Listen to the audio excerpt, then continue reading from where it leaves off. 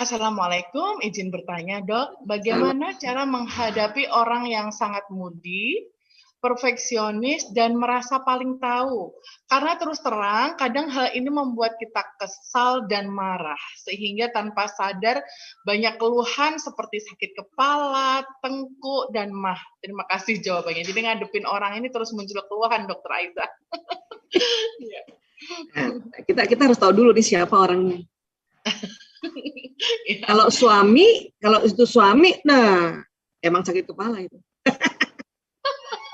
Tiap hari ngadepinya. Iya, tiap hari ya tidur sama dia, ya kan? Kalau temen kan bisa kita ya, apalagi sekarang sedang kita social distancing ya, kita bisa hindari ya. Kalau anak kita masih punya ya otoritas gitu. Tapi kalau suami, sudahlah suami perfect, merasa paling tahu. Nah, sudah. Kalau gitu ya niatkan itu jadi ladang amal dulu. Jadi, makanya saya tanya dulu, ini siapa nih? Kalau suami ya sudah, ya Allah, ya suamiku seperti ini watak. Ya, perfect, mau sempurna, mau rapi, mau detail, dan memang dia lebih tahu karena dia adalah orang-orang yang perfect ini, orang-orang yang kalau mengetahui sesuatu itu dalam. Kemudian ini saya nggak tahu siapa ya, tapi saya hantam dari suami aja lah ini. Nah, biasanya hampir 80-90% secara statistik pasangan hidup yang perfect ini, yang watak perfect ini, dapat pasangan yang spontan memang. Pasangan yang spontan, yang mau happy, yang mau, alah susah amat sih, ribet banget sih, nanya melulu, kenapa, gitu. Itulah pasangannya, itulah soulmate-nya. Makanya tadi saya katakan, kalau ada istri yang merasa suaminya kayak gitu, terima dulu, ya Allah, ini suamiku, ini jodohku, ini soulmate-ku. Ya. Karena mau diganti juga ini suami, akan dapat watak kayak gitu juga. Cuman casingnya doang yang beda. Oleh karena itu kita belajar saja wataknya. Oh, dia nih watak sempurna ini, kalau kita cerita sama dia harus siapkan data-data. Jadi nggak asal cerita. Sementara pasangannya biasanya watak spontan. Yang emang spontan aja mau cerita. Ayah tahu nggak? Ya, tetangga di sana punya mobil, bagus banget. Cuman mau ngomong gitu. Nah, watak suami atau watak pasangan yang spontan tadi kan pasangannya pasti yang detail. Tanya dia, emang mobil apa? Tahun berapa keluarannya? Itu. CC-nya berapa? Nah, sementara istrinya cuma bilang bahwa itu seneng banget punya mobil baru. Ditanya hal yang kayak gitu. Makanya dibilang ribet banget. Padahal gue cuma mau cerita bahwa itu punya mobil baru, tanya tahun berapa, mana kita tahu. Orang lihatnya dari jauh. Nah, itu contoh paling ringan loh. Ya, makanya kalau mau cerita memang sama orang-orang seperti ini, paling nggak ada data sedikit. Ya, ada data sedikit. Dan berani bilang bahwa saya nggak tahu selanjutnya. Nggak apa-apa bilang gitu aja. Saya nggak tahu detailnya. Ya, itu simpel aja. Karena bukan apa-apa kalau kita nanti terbebani dengan ya harus tahu detail banget, dan sementara watak kita bukan yang detail banget, itu nanti capek. Ya. Yang penting tadi udah kita sampaikan beberapa data, udah sampai situ. Dia nanya lagi, saya udah nggak tahu detailnya. Ya, terima kasih. Udah beres. Ini pun bisa. Teman juga gitu.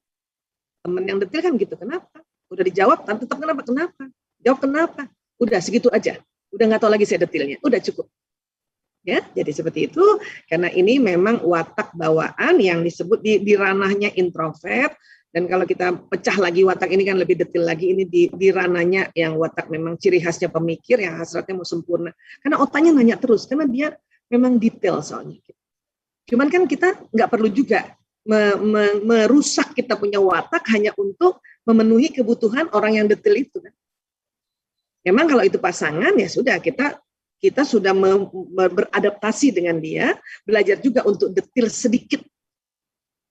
Selebihnya maaf ya, aku nggak bisa detail-detail banget kayak kamu. Kamu memang orangnya detail banget, kamu hebat. Udah gitu aja, tinggal dipuji-puji suaminya. Kurang lebih seperti itu, Dokter Tia, kalau dari saya ya. Baik, terima kasih Dokter Aiza. Ya, semoga memuaskan ya, Mbak. Tinggal dipraktekkan. Harus dilatih memang ya, Dok ya. Iya, tahu dulu nih ini siapa dulu yang kita hadapin. Memang paling berat kalau yang kayak gini yang suami paling berat. Tapi sekali Ya, lagi, ini suami itu udah jodoh. Nggak sama dia pun akan dapat yang gitu juga. Ya. Itu harus tahu kita. Supaya nggak nyesel melulu. Betul. Supaya nggak pengen ganti pasangan, Dok ya. Iya, waduh. Kalau ganti dapat gitu juga. Iya, harus naik ke level menerima tadi. Iya, acceptance. Ya. Baik, Dok, masih banyak pertanyaan. Berikutnya, Assalamualaikum dokter, izin bertanya, bagaimana membedakan psikosomatik dengan yang memang bergejala? Ya, monggo, dokter. Ya, apa dulu misalnya? Misalnya COVID ya. Nah, COVID kan hampir mirip kan nih sama psikosomatis ya. Kalau sebelumnya yang bukan OTG ya, itu kalau COVID ini demamnya lebih tinggi. Kalau psikosomatis itu ada istilahnya subfebris ya. Atau apa kalau bahasa Jawa ngelemeng ya. Iya betul ya, bahasa Jawa itu ngelemeng ya. Betul, ngelemeng. Agak enak gitu ngelemeng, agak panas-panas gitu ya. Nah, itu psikosomatis ya. Tapi juga kalau nanti karena bakteri juga agak demam, cuman memang agak lebih tinggi sedikit. Virus lebih tinggi lagi gitu. Ya. Terus ya tentu kalau diperiksa di swab, kalau virus ya itu tadi antigennya positif, swab PCR-nya positif kan itu.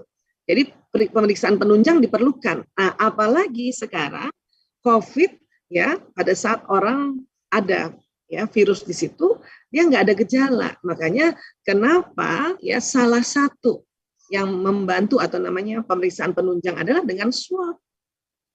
Gitu. Untuk memastikan dia ini psikosomatis atau memang terinfeksi virus COVID-19. Ya, itu biasanya kayak gitu. Jadi pemeriksaan penunjangnya ya terdapat atau kita dapati bahwa dia positif. Kalau psikosomatis mah itu tadi ya. Ya, rasa-rasa misalnya diare. Nah, diare juga bisa psikosomatis. Nanti taunya ini psikosomatis dengan maaf misalnya karena jamur, itu maaf, baunya itu loh.